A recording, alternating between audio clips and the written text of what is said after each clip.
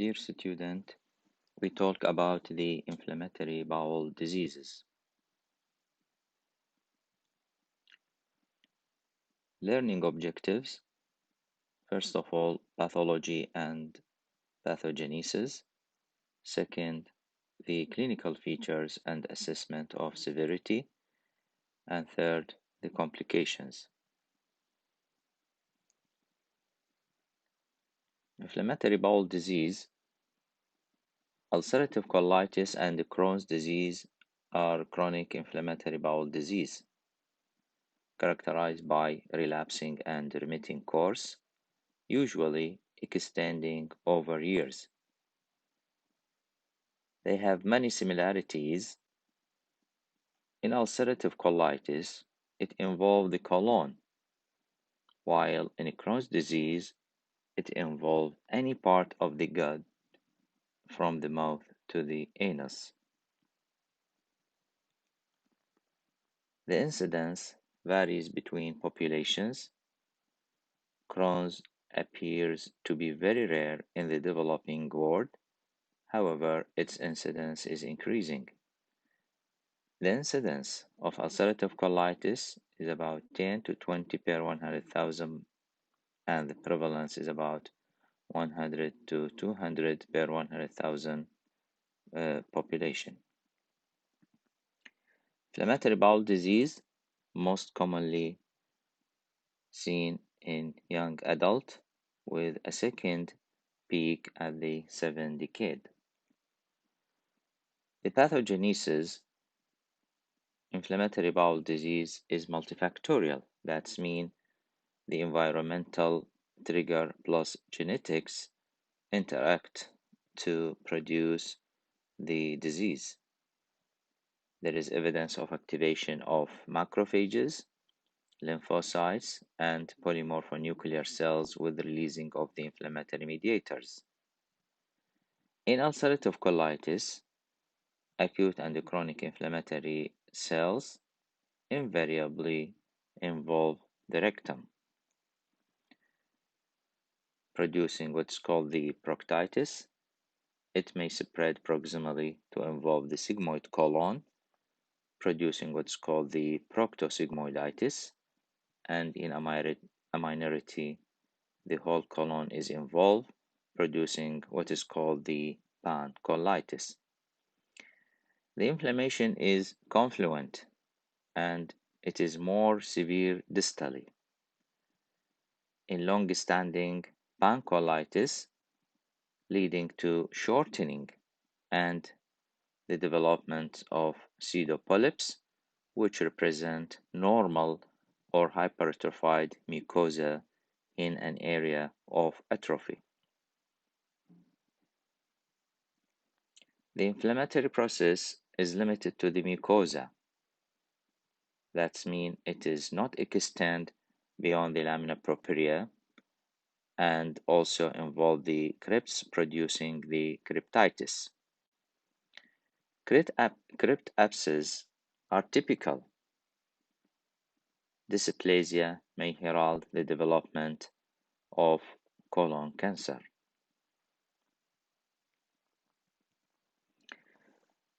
In Crohn's disease, the sites most commonly involved in order of frequency are the terminal ileum plus the right side of the colon, then the colon alone, then to less degree the terminal ileum alone, and lastly the ileum and jejunum. The entire wall is involved. Deep ulcer appear as linear fissures, with the mucosa between them is described as cobblestone.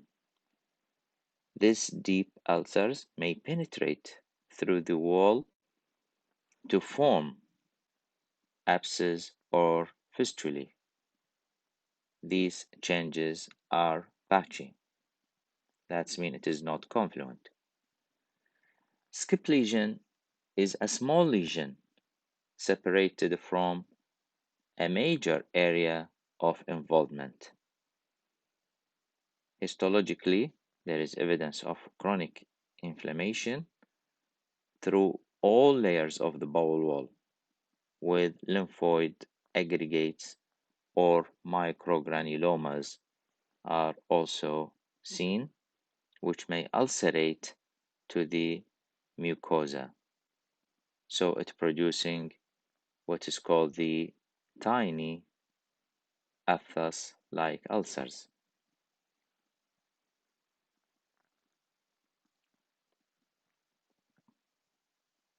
We can see in this picture the distribution of the inflammatory bowel disease, with the ulcerative colitis confined to the colon, while the Crohn's disease it extends more proximally to involve any part of the gut.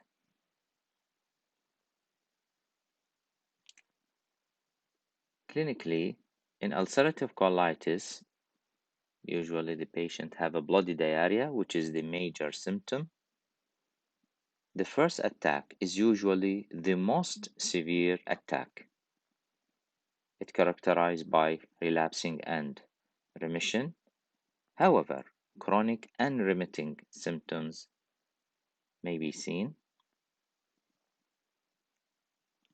Provoking factors such as emotion, infection, gastroenteritis, antibiotics, non-steroidal anti-inflammatory drugs. The features depend on the site and the activity of the disease. For example, in patient with proctitis, the features usually in a form of blood with the mucus plus minus tenesmus.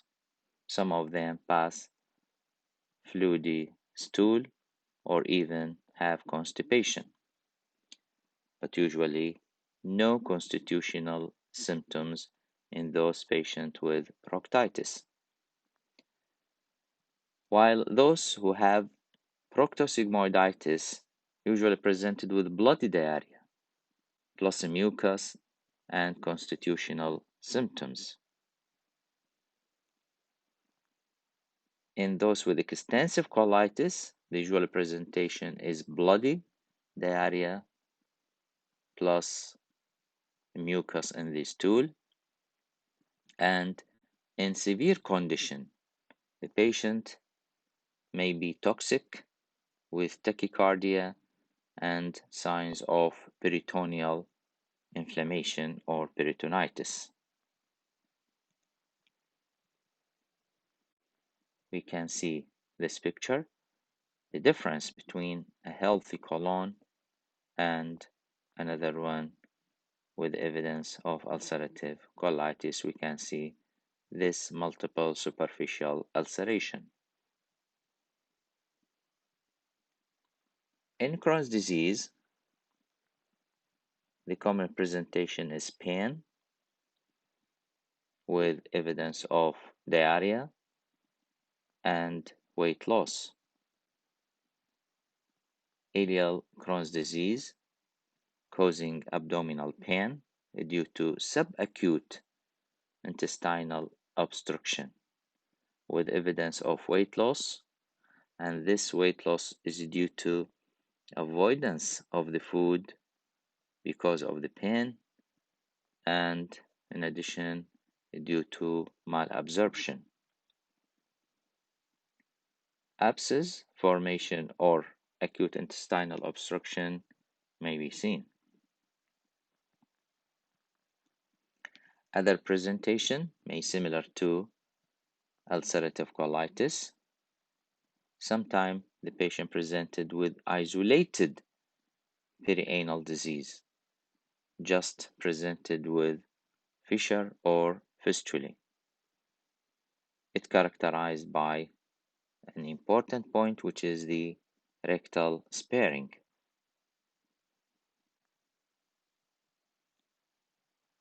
The severity assessment of patient with ulcerative colitis, you have to differentiate between a mild and severe condition, depending on the bowel frequency, presence of blood in the stool, stool volume, the vital signs such as the pulse, temperature, sigmoidoscopy finding and abdominal X-ray finding, some sort of investigation such as hemoglobin, ESR, and serum albumin. So the bowel frequency, if it is less than 4, we can regard it as a mild case, while if it is more than 6, we can regard it as a severe type of ulcerative colitis. Blood in the stool may or may not be present in mild cases, while in severe cases it is usually 3 pluses and more. Stool volume measured by gram in 24 hours. If it is less than 200, it is mild, and if it is more than 400 gram per 24 hour, it is severe type. Pulse in mild condition, it is less than 90 beat per minute, while in severe condition, it is more than 90 beat per minute. The temperature usually normal in mild cases, while in severe cases, it is more than 37.8 over 2 successive days from 4 of total 4 days. Regarding the sigmoidoscope, usual normal or just a granular mucosa in mild cases, while in severe cases we can see an ulceration and blood in the lumen. Abdominal X-ray, usually normal in mild cases, while in severe condition we can see a dilated bowel. The hemoglobin, usually normal in mild cases, while in severe cases it is less than 100 gram per deciliter. The ESR, usually normal in mild cases, while in severe condition it is more than 30. Serum albumin, usually more than 35, while in severe condition it is less than 34. The complications of ulcerative colitis, we have extraintestinal and intestinal. The extraintestinal may relate it to the activity of the disease or may be unrelated to the activity of the disease. Those who are related to the activity of the disease, including, first of all, conjunctivitis, iritis, and episcleritis. Second, mouth ulcer. Third, fatty liver. 4, liver abscess and portal pyemia. 5, mesenteric or portal vein thrombosis. 6, venous thrombosis. 7, erythralgia. 8, erythema nodosum. And lastly, pyoderma gangrenosum. While those who are unrelated to the activity of the disease include autoimmune hepatitis, primary sclerosing cholangitis, and cholangiocarcinoma. Third, gallstones. 4, amyloidosis plus oxalate calculi.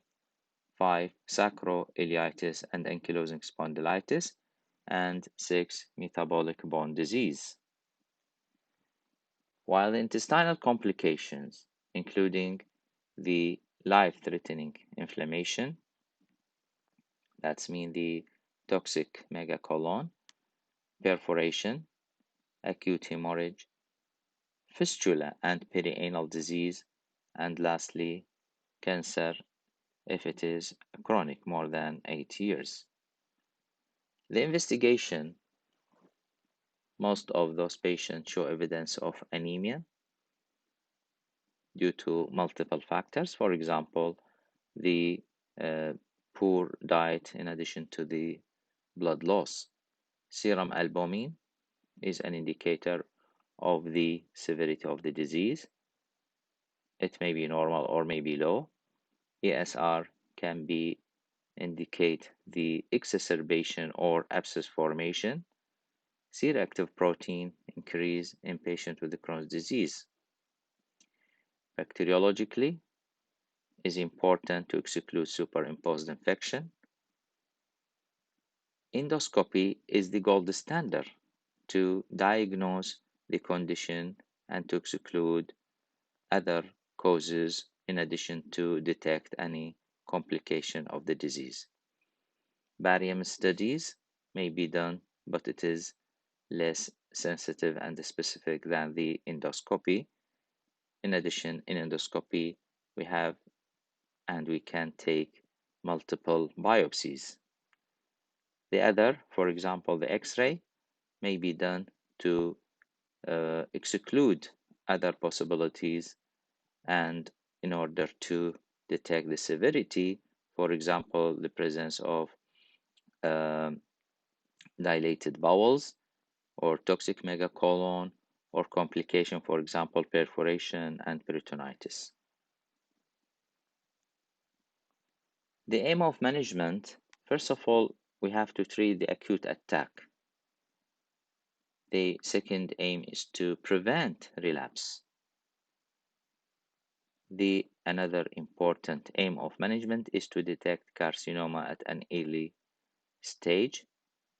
And lastly, selection of the patients for surgery. Aminosalicylates, for example, mesalazine, olsalazine, sulfasalazine, valsalazine, these are the first line of management in both acute exacerbation and for a chronic use. Corticosteroids such as prednisolone, hydrocortisone, budesonides, these should be used for a short period and under supervision, usually given in acute exacerbation, but not for long-term use. Thiopurines, for example, azathioprine, methotrexate, and cyclosporine, another immunosuppressant, and these also regarded as steroid-sparing drugs. Another medication include the infliximab. Antibiotics should be used cautiously because it may exacerbate the condition and used only when there is evidence of superimposed infection. Thank you very much.